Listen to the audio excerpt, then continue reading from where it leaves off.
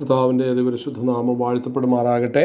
Pharaohs Bible സ്കൂളിൻ്റെ mission the heart beat of God എന്ന ഈ സബ്ജക്റ്റിൻ്റെ 7ാമത്തെ എപ്പിസോഡിലേക്ക് ഞാൻ നിങ്ങളെ സ്വാഗതം ചെയ്യുന്നു. കർത്താവിൽ എല്ലാവരെയും ഞാൻ വന്ദനം ചെയ്യുന്നു. ഈ കോഴ്സിൻ്റെ അവസാനത്തെ ക്ലാസ്സാണ് ഇന്ന് ഞാൻ നിങ്ങൾക്കായിട്ട് കൈമാറുന്നത്. ഇന്ന് ഞാൻ പങ്കുവയ്ക്കുവാൻ ആഗ്രഹിക്കുന്ന വിഷയം ദൗത്യത്തിൻ്റെ ഉദ്ദേശങ്ങൾ എന്ന വിഷയമാണ്. ദൗത്യത്തിൻ്റെ ഉദ്ദേശങ്ങൾ. ദൈവിക ദൗത്യത്തിൽ നാം പങ്കാളികളാകേണ്ടതിൻ്റെ കാരണങ്ങൾ, എന്തുകൊണ്ടാണ് നാം ദൗത്യത്തിൽ പങ്കാളികളാകേണ്ടത്, അതാണ് നാം ഇവിടെ ചിന്തിക്കുന്നത്. കഴിഞ്ഞ ക്ലാസ്സുകളിൽ നാം പഠിച്ചു ദൗത്യത്തിൻ്റെ ഉറവിടം ദൈവമാണെന്നും ദൗത്യത്തിൻ്റെ സന്ദേശം ക്രിസ്തുവാണ് എന്നതും ദൗത്യ നിർവഹണത്തിൻ്റെ ശക്തി പരിശുദ്ധാത്മാവാണെന്നും ദൗത്യവാഹകർ ദൈവത്തിൻ്റെ സഭയാണെന്നും കഴിഞ്ഞ ക്ലാസ്സുകളിൽ നാം പഠിക്കുവാനിടയായി. ഈ തിരിച്ചറിവ് ഒരു വ്യക്തിപരമായ പരിശോധനയ്ക്ക്, ആത്മപരിശോധന നമ്മിൽ അനിവാര്യമാക്കുന്ന ഒന്നാണ്. ദൈവിക ദൗത്യത്തിൽ പങ്കാളിയാകാൻ എന്നെ പ്രേരിപ്പിക്കുന്ന പ്രേരക ശക്തി എന്താണ്? ഈ പ്രേരണകൾ അടിസ്ഥാനപരമാണോ, അതോ ദ്വിതീയമാണോ, അതോ വികലമാണോ എന്ന് നാം പരിശോധിക്കേണ്ടതുണ്ട്. മിഷണറിമാരെയും ശുശ്രൂഷകന്മാരെയും കർമ്മനിരതരാക്കുന്നതും പ്രവർത്തനരഹിതരാക്കുന്നതും ചെയ്യുന്ന ഹൃദയത്തിൻ്റെ ചായ്വാണ് പ്രേരണകൾ എന്ന് പറയുന്നത്. ദൈവിക ദൗത്യത്തെ നിർവഹിക്കുന്നവർ അവരുടെ പ്രേരണകളെയും ഉദ്ദേശങ്ങളെയും പ്രാർത്ഥനാപൂർവം കൈകാര്യം ചെയ്യേണ്ടത് അത്യാവശ്യമായ കാര്യമാണ്. നമ്മുടെ ദൗത്യത്തെ പ്രാർത്ഥനാപൂർവം കൈകാര്യം ചെയ്തെങ്കിൽ മാത്രമേ തെറ്റായ ഉദ്ദേശങ്ങളിൽ നിന്നും മാറി അടിസ്ഥാനപരമായ ക്രിസ്തീയ ഉദ്ദേശങ്ങളെ തിരിച്ചറിയുവാൻ നമുക്ക് കഴിയുകയുള്ളൂ. ഉദാഹരണമായി യെശയ്യാ പ്രവചനം അതിൻ്റെ 1-ാം അധ്യായത്തിൻ്റെ 10 മുതൽ 17 വരെയുള്ള വാക്യങ്ങൾ നാം വായിക്കുമ്പോൾ ഇങ്ങനെയാണ്: സോദോം അധിപതികളെ, യഹോവയുടെ വചനം കേൾപ്പീൻ. ഗോമോറ ജനമേ, നമ്മുടെ ദൈവത്തിൻ്റെ ന്യായപ്രമാണം ശ്രദ്ധിച്ചുകൊള്ളുവീൻ. നിങ്ങളുടെ ഹനനയാഗങ്ങളുടെ ബാഹുല്യം എനിക്ക് എന്തിന് എന്ന് യഹോവ അരുളി ചെയ്യുന്നു. മുട്ടാടുകളെ കൊണ്ടുള്ള ഹോമയാഗവും തടിപ്പിച്ച മൃഗങ്ങളുടെ മേധസ്സും കൊണ്ട് എനിക്ക് മതി വന്നിരിക്കുന്നു. കാളകളുടെയോ കുഞ്ഞാടുകളുടെയോ കോലാട്ടുകൊറ്റന്മാരുടെയോ രക്തം എനിക്കിഷ്ടമല്ല. നിങ്ങൾ എൻ്റെ സന്നിധിയിൽ വരുമ്പോൾ എൻ്റെ പ്രാകാരങ്ങളെ ചവിട്ടുവാൻ ഇത് നിങ്ങളോട് ചോദിച്ചത് ആർ? ഇനി നിങ്ങൾ വ്യർത്ഥമായുള്ള കാഴ്ച കൊണ്ടുവരരുത്. ധൂപം എനിക്ക് വെറുപ്പാകുന്നു. അമാവാസിയും ശബത്തും സഭായോഗവും കൂടുന്നതും നീതികേടും ഉത്സവയോഗവും എനിക്ക് സഹിച്ചുകൂടാ. നിങ്ങളുടെ അമാവാസികളെയും ഉത്സവങ്ങളെയും ഞാൻ വെറുക്കുന്നു. അവ എനിക്ക് അസഹ്യം. ഞാൻ അവ സഹിച്ച് മുഷിഞ്ഞിരിക്കുന്നു. ഇവിടെ പ്രവാചകനായ യെശയ്യാവ് പറയുന്നത്, ഇസ്രായേൽ ജനം അവരുടെ സഹോദരന്മാരോട് മോശമായി പെരുമാറുമ്പോൾ തന്നെ അവർ പ്രാർത്ഥിക്കുകയും യാഗമർപ്പിക്കുകയും പെരുന്നാളുകൾ കൂടുകയും ചെയ്തിരുന്നു എന്നാണ്. അവർ മലിനമായ കറക്കൻ വെള്ളിയായി തീർന്നിരിക്കുന്നു എന്നാണ് അവരെക്കുറിച്ച് പ്രവാചകൻ 22-ാമത്തെ വാക്യത്തിൽ പറയുന്നത്. 25-ാമത്തെ വാക്യത്തിൽ പ്രവാചകൻ പറയുന്നത് ദൈവം അവരുടെ അശുദ്ധികളെ നീക്കിക്കളയും എന്നാണ്. ദൈവം അവരുടെ തെറ്റായ ഉദ്ദേശങ്ങളെ ശുദ്ധീകരിച്ച് അവരെ ഹിമം പോലെ വെളുപ്പിക്കും എന്ന് 18-ാമത്തെ വാക്യത്തിൽ ഉറപ്പ് കൊടുക്കുകയാണ്. അപ്പോൾ ഹൃദയങ്ങളെ തൂക്കി നോക്കുന്ന ദൈവം മനുഷ്യൻ്റെ ഉദ്ദേശങ്ങളെ തകർക്കുവാനല്ല, ശുദ്ധീകരിക്കുവാനത്രേ ആഗ്രഹിക്കുന്നത് എന്ന് നാം മനസ്സിലാക്കണം. ഈ പ്രക്രിയയിൽ അടിസ്ഥാനപരമായ ഉദ്ദേശങ്ങൾ പൂർണ്ണമായും മിഷണറിമാരുടെ ജീവിതത്തിലെ പ്രേരക ശക്തിയായി തീരുകയാണ്. ഇനി ദൗത്യത്തിൻ്റെ അടിസ്ഥാനപരമായ ഉദ്ദേശങ്ങൾ, ഒന്നാമത്തേത് ദൈവഹിതത്തെ തിരിച്ചറിയുക എന്നതാണ്.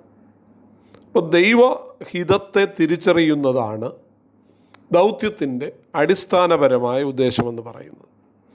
ദൗത്യത്തിൻ്റെ അടിസ്ഥാനപരമായ ഉദ്ദേശങ്ങൾ ദൈവത്തിൻ്റെ ഹിതത്തെ പ്രതിഫലിപ്പിക്കുക എന്നതാണ്.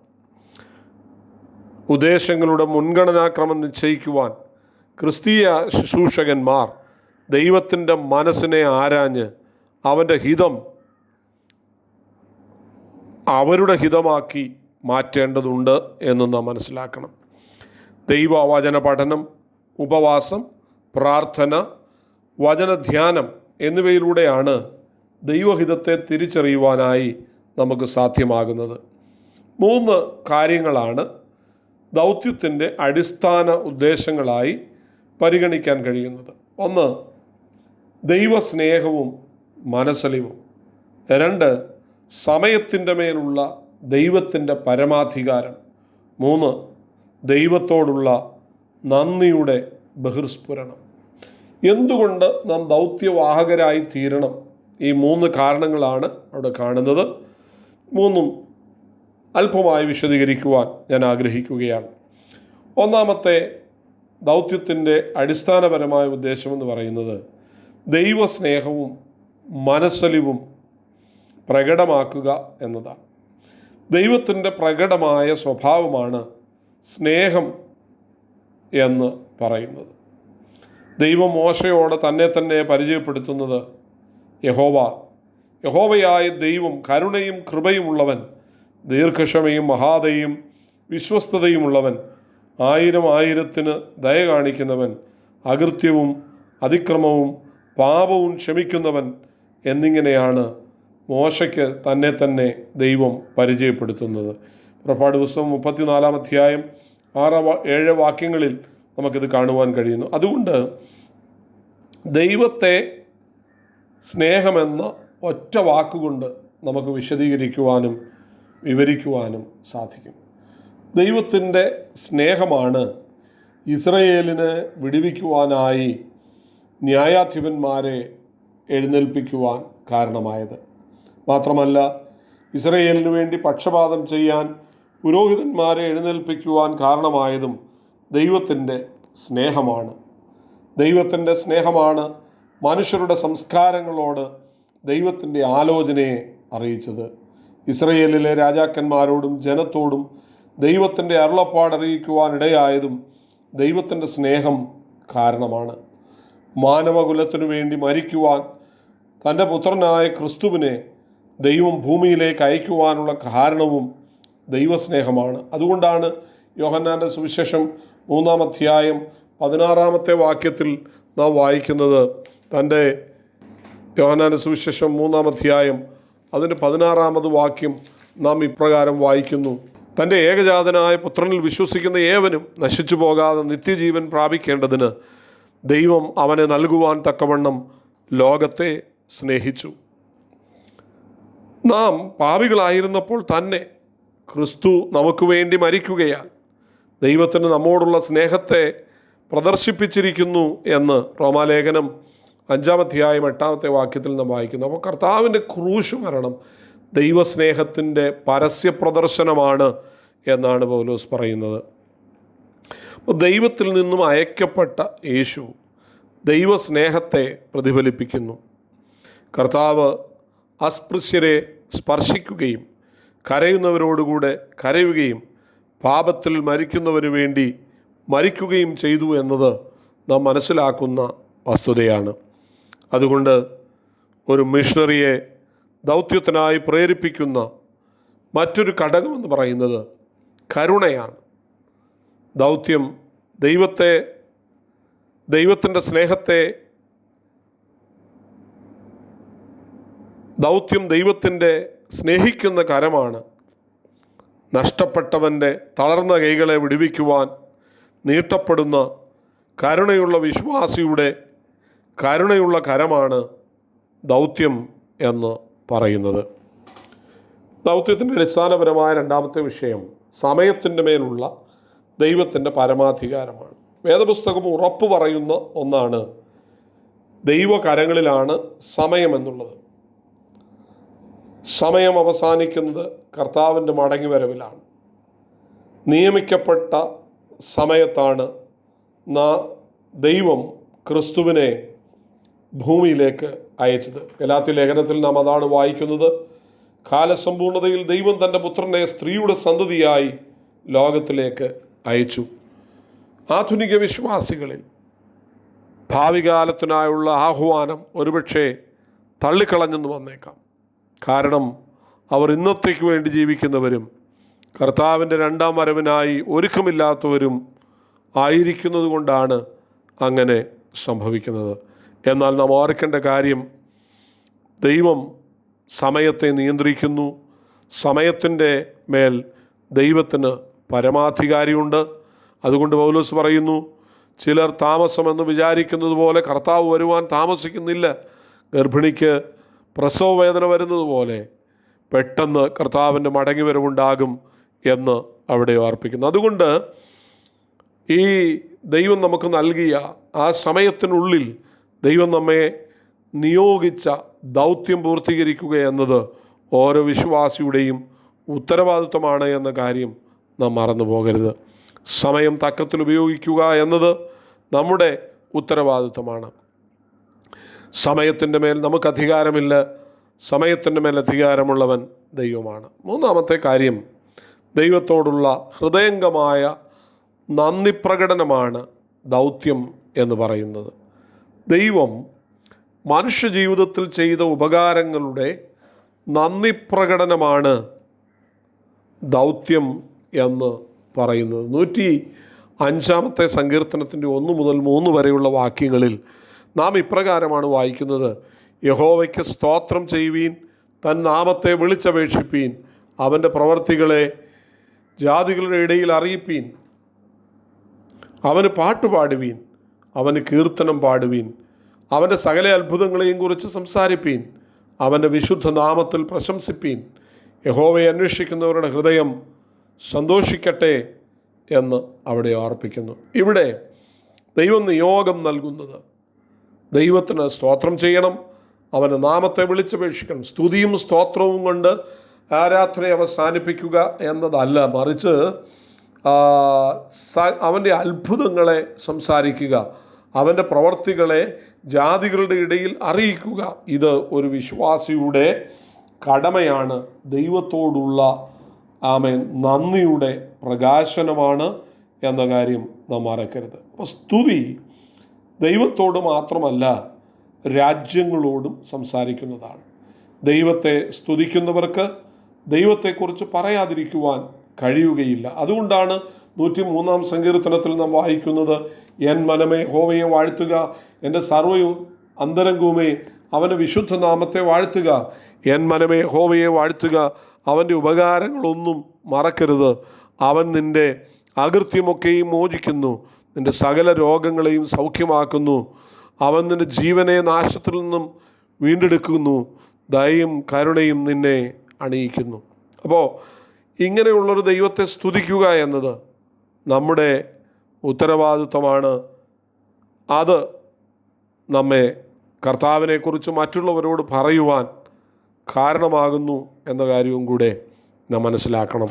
ദൈവത്തിൻ്റെ ഉള്ള സ്തുതി നമ്മുടെ ആലയങ്ങളുടെ 4 ചുവരുകളിൽ ഒതുങ്ങി നിൽക്കേണ്ട ഒന്നല്ല. ദൈവത്തിങ്കിൽ നിന്ന് നമുക്ക് ലഭിച്ച ഏറ്റവും വലിയ നന്മയെന്ന് പറയുന്നത് ക്രിസ്തുവാണ്. പാപത്തിൽ നിന്നുള്ള മോചനമാണ്, വീണ്ടെടുപ്പാണ്, ദൈവത്തോടുള്ള നിരപ്പാണ്. ദൈവത്തിൻ്റെ ഭവനക്കാരും വിശുദ്ധന്മാരുടെ സഹപൗരന്മാരുമായതാണ് നമുക്ക് ഈ ഭൂമിയിൽ ലഭിച്ച ഏറ്റവും വലിയ ഉപകാരമെന്ന് പറയുന്നത്. ഇത് മറക്കരുതെന്നാണ് സങ്കീർത്തനക്കാരൻ പറയുന്നത്. ഇത് അനുഭവിച്ചവർ കർത്താവിൻ്റെ സാക്ഷികളാകണമെന്നുള്ളത് ഒരു വ്യക്തിയുടെ പ്രാഥമികമായ കടമയാണ്. അത് നിർവഹിക്കാത്ത വ്യക്തികൾ അവരെ ഏൽപ്പിച്ച ദൗത്യത്തെ തള്ളിക്കളഞ്ഞവരാണ് എന്ന് മറക്കരുത്. അതുകൊണ്ട് ദൈവത്തോടുള്ള ഹൃദയംഗമായ നന്ദി പ്രകടനമാണ് ദൗത്യം എന്ന് പറയുന്നത്. രണ്ടാമത്തെ ഞാൻ നിങ്ങളെ ഓർപ്പിക്കാൻ ആഗ്രഹിക്കുന്നത് ദൗത്യത്തിൻ്റെ ദ്വിതീയമായ ഉദ്ദേശങ്ങൾ. മറ്റൊരു നിലയിൽ പറഞ്ഞാൽ വ്യക്തിപരവും മാനുഷികമായ ഉദ്ദേശങ്ങൾക്ക് വേണ്ടി ക്രിസ്തുവിനെ പ്രസംഗിക്കുക എന്നതാണ്. മൂന്ന് പ്രധാന കാര്യങ്ങൾ ഇതുമായി ബന്ധപ്പെട്ട് നമുക്ക് മനസ്സിലാക്കാൻ കഴിയും. ഒന്ന്, ആളുകളെ ഭൗതികമായി സഹായിക്കുവാനുള്ള ആഗ്രഹം. ദൗത്യത്തിൻ്റെ ഒരു പ്രധാന ഭാഗമാണത് ചാരിറ്റബിൾ വർക്ക്. മറ്റുള്ളവരെ, കഷ്ടത്തിലിരിക്കുന്നവരെ, വേദനയിലിരിക്കുന്നവരെ, രോഗികളായിരിക്കുന്നവരെ, ബുദ്ധിമുട്ട് അനുഭവിക്കുന്നവരെ, ദാരിദ്ര്യം അനുഭവിക്കുന്നവരെ സഹായിക്കുക എന്നത്, അങ്ങനെയുള്ള ഒരു മനോഭാവം ദൈവത്തിൻ്റെ ഹൃദയമാണ് എന്ന കാര്യം മറക്കരുത്. അതും ദൗത്യത്തിൻ്റെ ഭാഗമാണ്. അപ്പം ദരിദ്രരെ സഹായിക്കുവാനുള്ള ആഗ്രഹം ദൈവത്തിൻ്റെ കരുണയിൽ അടിസ്ഥാനപ്പെട്ട ഒന്നാണ്. ഇവിടെ ദരിദ്രരെ സഹായിക്കുക, ചാരിറ്റബിൾ വർക്ക് ചെയ്യുക, അതും ദൗത്യത്തിൻ്റെ ഭാഗമാണ്. അത് അതിൻ്റെ ദ്വിതീയമായ ഉദ്ദേശമാണ്. എന്നാൽ മറക്കരുത്, പ്രാഥമിക ഉദ്ദേശം അതല്ല. ക്രിസ്തുവിനെ അറിയിക്കുക എന്നതാണ് പ്രാഥമിക ഉദ്ദേശം. അതിനൊരു ഭാഗമായി ചാരിറ്റബിൾ വർക്ക് ചെയ്യുന്നതിൽ തെറ്റില്ല. 2, സാഹസികതയ്ക്ക് വേണ്ടിയുള്ള ആഗ്രഹം രണ്ടാമത്തെയാണ്. 3, ആഴമായ വിശ്വാസം പടുത്തുയർത്തുക. ഇങ്ങനെ 3 ദ്വിതീയങ്ങളായ ഉദ്ദേശങ്ങളാണ് ദൗത്യത്തിനുള്ളത് എന്നതൊന്നും മറന്നു പോകാൻ. അപ്പോൾ തന്നെ ദൗത്യത്തിന് തെറ്റായ ചില ഉദ്ദേശങ്ങളുണ്ട്. 3 തെറ്റായ ഉദ്ദേശങ്ങൾ. അതിൽ പ്രധാനമായി നമ്മൾ മനസ്സിലാക്കേണ്ട കാര്യം സ്വാർത്ഥ താല്പര്യങ്ങൾക്കായി ക്രിസ്തുവിനെ പ്രസംഗിക്കുക എന്നത് അതിൻ്റെ തെറ്റായ ഉദ്ദേശങ്ങളിൽപ്പെട്ട കാര്യമാണ്. 3 കാര്യങ്ങളാണ് അതിലുള്ളത്. 1, സ്വന്തം പ്രശസ്തിക്ക് വേണ്ടി പ്രസംഗിക്കുക. 2, സ്വന്തം സാമ്രാജ്യം കെട്ടിപ്പടുക്കുവാനായിട്ട് പ്രസംഗിക്കുക.